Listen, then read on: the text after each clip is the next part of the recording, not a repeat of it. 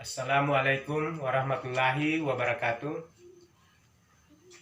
Kembali lagi dengan saya Usman Rahman, si tunanetra penyambung lidah, tetap di lukisan hati tunanetra. Buat teman-teman yang baru bergabung, saya ucapkan selamat bergabung, dan bagi yang belum subscribe atau follow, pastikan kalian subscribe, follow, like, komen, dan share lukisan hati tunanetra. Teman-teman, kalau kalian ingin masuk ke dalam surganya Allah Subhanahu wa taala, kalian harus tahu dulu surga itu di mana. Surganya Allah di mana? Letaknya di mana? Dan bagaimana caranya kita bisa masuk ke dalam surganya Allah Subhanahu wa taala. Barulah kita bisa masuk ke dalam surganya Allah Subhanahu wa taala. Kalau kalian tidak tahu itu, mustahil bisa masuk ke dalam surganya Allah Subhanahu wa taala. Ibarat kata, seperti kita sedang mencari suatu alamat, tetapi alamat itu kita tidak tahu letaknya di mana. Mustahil kita bisa menemukan alamat yang kita cari. Seperti itulah surga. Kalau kalian ingin masuk ke dalam surganya Allah Subhanahu wa taala, kalian tidak perlu susah payah mencari surga itu di mana. Kalian tidak perlu capek-capek mencari surga. Surga itu ada di depan mata kalian. Surga itu ada di dekat kalian. Bahkan ada di dalam rumah kalian. Surga itu dialah ibu bapak kalian. Dialah ibu yang susah payah mengandung kita. Besar perutnya, susah tidur, susah berjalan, bahkan susah duduk. Ia rela kehilangan bentuk tubuhnya yang indah demi untuk mengandung kita. Dialah ibu yang bertaruh nyawa melahirkan kita. Putus urat-uratnya setiap satu kali ia mengedang atau satu kali teriakan demi menahan rasa sakit yang ia rasakan hanya untuk melahirkan kita ke dunia ini. Dialah ibu yang rela kehilangan waktu istirahatnya. Pagi, siang, malam, ia serahkan semua untuk menyusui kita, untuk memberikan makan kita. Ia merelakan menghabiskan waktunya untuk kita si buah hati. Dialah ibu bapak kita yang rela kasar kulitnya, bahkan melepuh kulitnya, hanya untuk menafkahi kita, mendidik dan membesarkan kita. Ia rela menghabiskan seluruh hartanya yang seharusnya ia gunakan untuk perawatan tubuhnya, tetapi ia habiskan untuk mendidik dan membesarkan kita. Lalu mana bakti kita sebagai seorang anak? Mana bukti ketaatan kita kepada seorang anak, sebagai seorang anak? Allah Subhanahu wa taala berfirman yang artinya, tidaklah kita masuk ke dalam surganya Allah Subhanahu wa taala karena amal kita, melainkan karena rahmat dan ridho Allah Subhanahu wa taala lah kita masuk ke dalam surganya. Amal kita tidak akan pernah cukup. Amal kita tidak akan pernah mampu untuk memasukkan kita ke dalam surganya Allah Subhanahu wa taala. Kalau begitu, kita masuk bukan karena amal, untuk apa kita beramal? Kita beramal untuk mendapatkan rahmat dan ridho Allah Subhanahu wa taala. Makanya perbanyak amal ibadah serta amalan soleh untuk mendapatkan rahmat dan ridho Allah Subhanahu wa taala. Allah menurunkan rahmat dan ridhonya di antara semua amal kebaikan yang kita gunakan, yang kita lakukan. Salah satunya adalah birru walidain, berbakti kepada kedua orang tua kita. Muliakan orang tua kita, buat orang tua kita bahagia, buat orang tua kita senyum, buat orang tua kita ridho kepada kita. Karena ridhonya orang tua adalah ridhonya Allah Subhanahu wa taala. Murkanya orang tua adalah murkanya Allah Subhanahu wa taala. Jadi kalau orang tua kita ridho, Allah pasti ridho dengan kita, memasukkan kita ke dalam surganya Allah Subhanahu wa taala.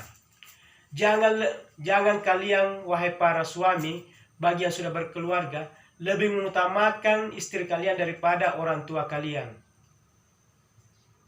Surga itu ada pada orang tua kalian, bukan pada istri kalian. Kalian pasti tahu kisahnya Alqamah, seorang yang sangat alim, yang taat beribadah kepada Allah Subhanahu wa taala. Sewaktu ia belum menikah, ia sangat taat dan patuh kepada ibunya. Ia berbakti kepada ibunya. Ia memuliakan kepada ibunya. Seiring berjalannya waktu, ia telah menikah dan memiliki istri. Ia mulai mengabaikan orang tuanya. Ia lebih memuliakan istrinya. Ia lebih peduli kepada istrinya daripada orang tuanya. Tetapi Alqamah tetap berbakti, tetap taat dan patuh beribadah kepada Allah Subhanahu wa taala. Ketika Alqamah sedang sakaratul maut, ia susah, bahkan tidak bisa mengucapkan atau melafazkan kalimat la ilaha illallah. Ia sudah dibimbing oleh sahabat untuk mengucapkan lafaz la ilaha illallah, tetapi tetap tidak bisa. Lalu sahabat datang menemui Rasulullah. Ya Rasulullah, Alqamah sekarang sedang sakaratul maut. Ia tidak bisa mengucapkan lafaz la ilaha illallah. Ada apa ya Rasulullah? Lalu Rasulullah Muhammad SAW memerintahkan sahabat, pergi panggil ibu Alqamah, temui umminya Alqamah. Kemudian sahabat ini datang menemui ummi Alqamah. Ya ummi, maafkan anakmu Alqamah. Ia sekarang sedang sakaratul maut. Ia tidak bisa mengucapkan lafaz la ilaha illallah. Lalu ibu Alqamah berkata, saya sakit hati. Saya tidak bisa memaafkan Alqamah. Dia durhaka kepadaku. Dia menyakiti hatiku. Kemudian sahabat datang lagi menemui Rasulullah. Ya Rasulullah, ibu Alqamah tidak bisa memaafkan Alqamah. Bagaimana ya Rasulullah? Kemudian Rasulullah Muhammad SAW memerintahkan sahabat, kumpulkan kayu bakar, nyalakan api. Kemudian lempar masuk tubuh Alqamah hidup-hidup ke dalam api. Lebih baik Alqamah mendapatkan balasan atau azab di dunia daripada ia mendapatkan azab di akhirat kelak. Kemudian sahabat ini mengumpulkan kayu bakar dan menyalakan api, seraya bersedia untuk melemparkan Alqamah masuk ke dalam api. Begitu tubuh Alqamah ingin dilemparkan, Rasulullah Muhammad SAW berkata, betul Ummi, tidak bisa memaafkan Alqamah. Iya ya Rasulullah, saya tidak bisa memaafkan Alqamah. Kata Rasulullah, kalau begitu lempar tubuh Alqamah masuk ke dalam api. Begitu tubuh Alqamah ingin dilempar, tiba-tiba Ummi Alqamah atau ibu Alqamah berteriak, jangan ya Rasulullah, ampuni Alqamah. Saya sudah memaafkan Alqamah ya Rasulullah. Alqamah yang berdosa kepadaku, ia menyakiti hatiku, tapi saya ikhlas lillahi ta'ala memaafkannya. Kemudian tubuh Alqamah tidak jadi dilempar ke dalam api, dan dibimbing oleh sahabat untuk mengucapkan lafaz la ilaha illallah. Dan akhirnya Alqamah pun bisa mengucapkan lafaz la ilaha illallah, sehingga Alqamah meninggal dunia. Itulah kisah yang bisa kita ambil pelajaran bahwa begitu besar kemuliaan seorang ibu. Begitu besar kasih sayang seorang ibu.